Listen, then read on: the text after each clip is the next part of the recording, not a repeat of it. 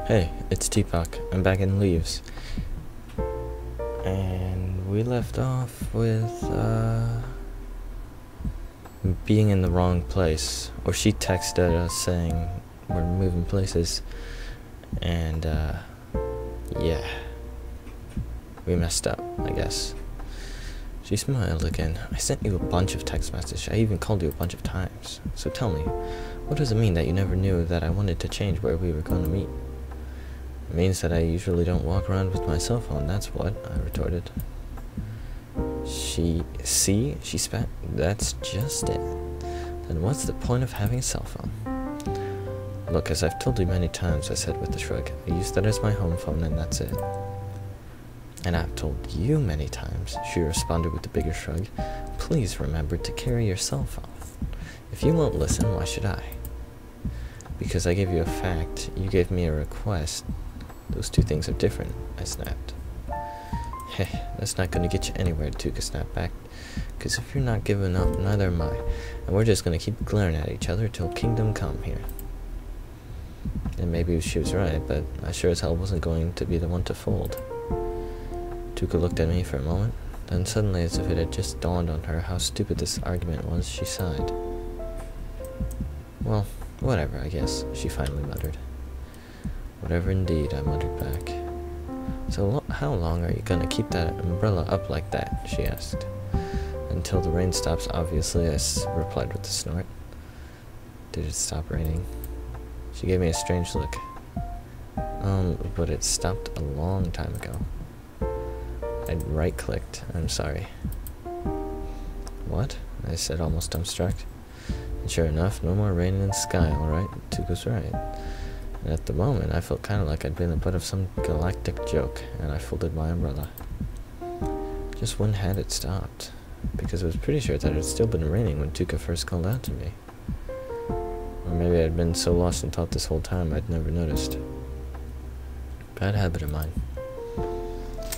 Little drops of moisture flew off my folding umbrella and onto my clothes. I didn't pay them any mind. Anyway, where was it that you wanted to go? I asked. But Tuka just sighed in response. It's already too late, she said after a moment. It's already too late. That sucks. I was really looking forward to it.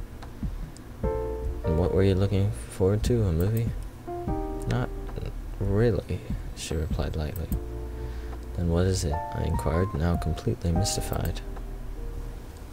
She fished her right hand out of her pocket, reached into her bag, and then produced a scrap of paper.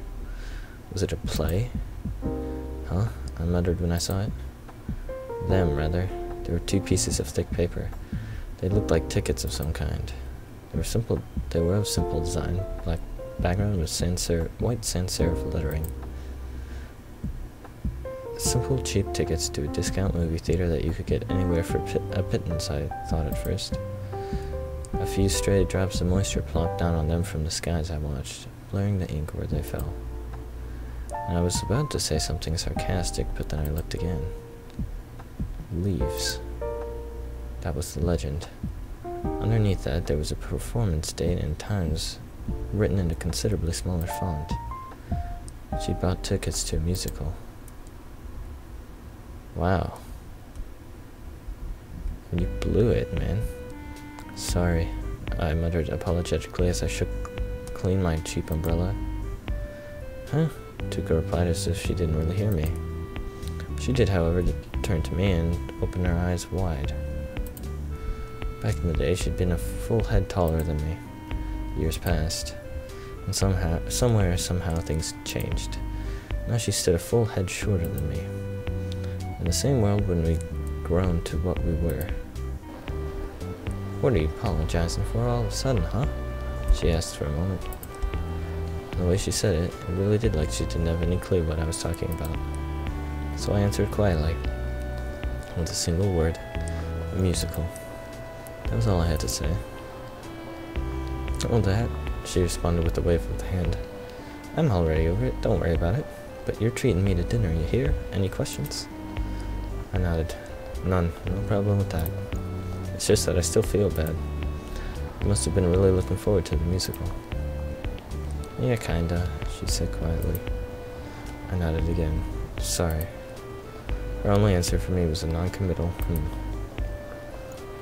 After the rain, the summer heat still clung to the concrete and glass backbone of the city, filling it with pregnant silence.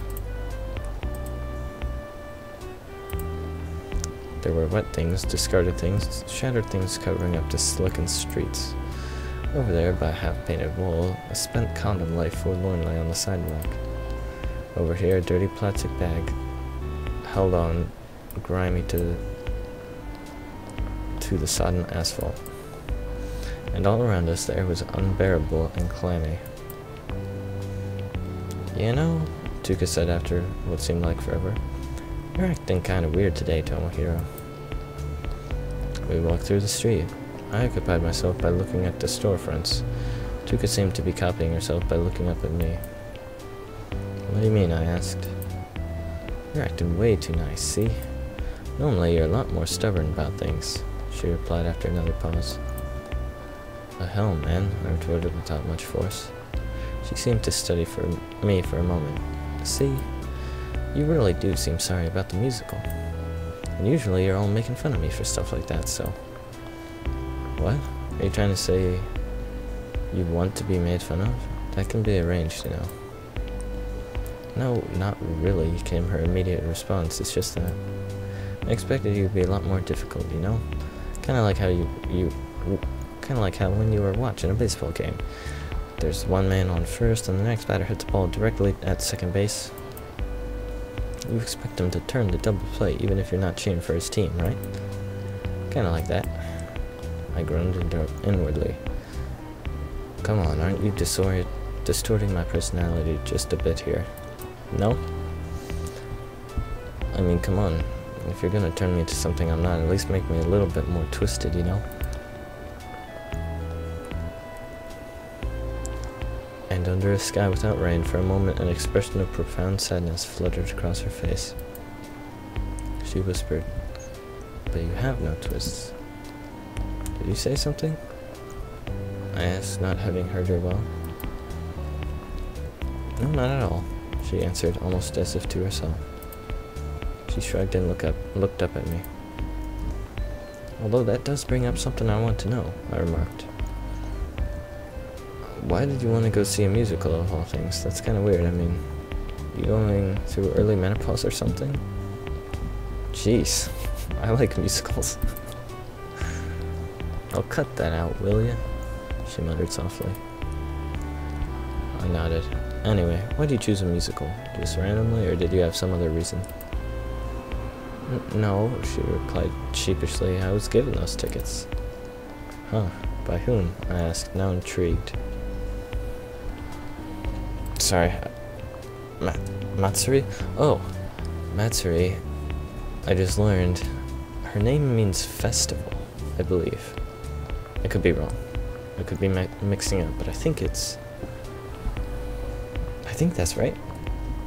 Sorry, I'm applying hand sanitizer because I forgot to wash my hands after extracting DNA from a snail. Hand sanitizer probably wouldn't do anything in that case, so I should wash them. Yep, sure enough, it was hard for me to say her name now. And I wondered, did Tuka already know that something had happened between Matsuri and me? Not, of course, that it would change anything if she knew. Oh, Tuka stammered, casting her eyes downward. Let's say they came from a customer. Oh, I see, I muttered darkly. Tuka said after a moment, sorry. Maybe I shouldn't have brought that up. No, I don't mind, I replied. But to be honest, I did mind. I never should have brought this up. Because now I knew she'd gotten these tickets as payment for services rendered. So for me to use them, didn't that kind of make me like her pimp? Well, it also made it a complete waste of time, because you didn't use it. I felt disgusted with myself. Well, I guess it's better than telling me a clumsy lie, so I let myself trail off there. Okay, she stammered. I'm sorry. By this time, both of us had completely forgotten if indeed we had a destination in the first place, where we were going. Alright, a new movie. The movie theater was coming into view in front of us. Matsuri, Tuka. And in between them, me. The more I thought about this, the more confused I became about why I'd come out here with Tuka in the first place. I said after a long silence. Come to think of it, there is a difference between having sex for money and having sex because you want to, You keep the two separate? Tuka blushed. Yeah, that's right, but why'd you ask? These tickets, I answered her. Your customer gave those to you with, here, go see this with your boyfriend, not come see this with me, right? Oh. Tuka seemed to consider this for a moment. Yeah, it did kind of feel that way, yeah. I went on. Business is business and pleasure is pleasure, right? And there's a big line between them, is that right? Alright, well, Tuka hesitated for a moment. Yeah, I guess that's right. Funny how none of her affirmations right now had any confidence to them. Why? What's the matter? She stammered. Tuka shrank away from me a little. And that wasn't an unreasonable reaction. Without knowing it, I'd apparently been staring at her, boring into her with my eyes for all this time. I had a bad feeling about this, so I chose not to pursue this line of conversation any further. I just shook my head in silence, and Tuka just smiled at me wryly and turned away. Whatever. No need to worry about it for now. We were here to see a movie, refresh our spirits, and that's what we're gonna do. Although it was anyone's guess as to whether anyone's spirit could possibly be refreshed by something as dumb as a movie. I heard footsteps behind me. They rose, then faded on the concrete, then they reached my ears. I was startled. And then I heard them again. Even though I knew full well that there was no one behind me, I don't know why it was. Maybe it was a hunch. Maybe it was fate. But in any case, those footsteps had my full attention now. What the hell? I started breaking out in a cold sweat. The footsteps came closer and closer. Both Tuka and I instinctively started walking faster. But the footsteps kept coming louder and louder every second. I felt almost as if the entire world had shrunk to just me, Tuka, and those damnable sounds. Whoever was making those footsteps was suddenly drawing nearer and nearer to us, in other words. Perhaps this was a simple fear of the unknown. Fear because you couldn't see behind you, because something was unfamiliar to you, or something like that. But if that were the case, then it wouldn't have been much better to wheel around as soon as possible to ascertain the enemy I was up against, I assume. Then wouldn't this uncomfortable feeling settle down? No. Because even if I did turn around, then what? Would that change anything? No, it wouldn't. No, this wasn't any simple fear of the unknown. It was fear, all right, but fear of being trapped. Fear because I had no escape. Our follower would catch up to us and pass us in about 5 seconds if we kept at our current pace. But I didn't have to turn around to know one thing for certain. This person had no intention of passing us. The wind picked up at that moment. It blew past us and into the street. It carried a sweet scent. The scent of soap and shampoo. Hello, you two, came a voice I'd heard before from somewhere. Now I had no choice but to turn and look. Is it Matsuri? And Tuka did the same thing. Oh, it's her. Yes, good, I was right, it is you two. I couldn't know for sure because your backs were turned to me, our follower remarked. I'd seen this girl before. Yes, at the bus stop. She of the unpleasant smile, the one I'd briefly mistaken for my doppelganger for no good reason. The girl who probably was around the same age as us, but who for some reason radiated an alien air, as if she were somehow able to stand apart from the rest of the miserable world of ours.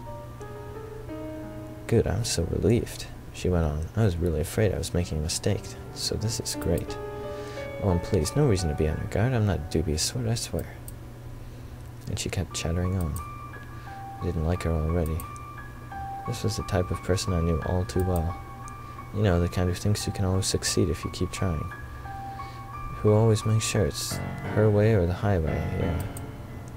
In other words, an optimistic retard. Yes, I know. I don't have any supernatural powers, so I knew full well this was just a first impression, nothing more. And yes, I know you can't always judge a book by its cover. But you know what the problem with that adage is? You usually can. I could feel a cold sweat beating on my brow. I was preparing for what was to come. Maybe that's what it was. But if that was so, just what was it that I was preparing for? I didn't know. I just didn't know. You know you do, the stranger said with a smile. There's no need to be so on your guard, don't you think? Wait a second. You too. I whispered, Tuka, and I turned to face my girl, who promptly let out a oh, that's the girl that slept with her. And she had the strangest expression on her face. About a third of it was surprise, about a half of it was agitation, and the remainder, I had no idea what it was. But one thing I knew for certain just from seeing this, she knew who this person was. Acquaintance of yours? I asked her. She stammered. Yeah. I looked closely at her. She refused to meet my gaze. She looked sick to her stomach. An acquaintance? This stranger smiled darkly. And yet we're acquainted ourselves. Remember at the bus stop? She said this the way that you say things to someone you've known forever, not to someone you've just met. Oh my gosh, that just happened to me.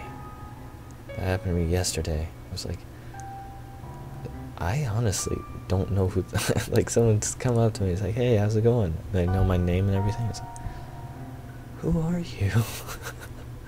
I don't know if I've ever seen you before. But, yeah. Anyways.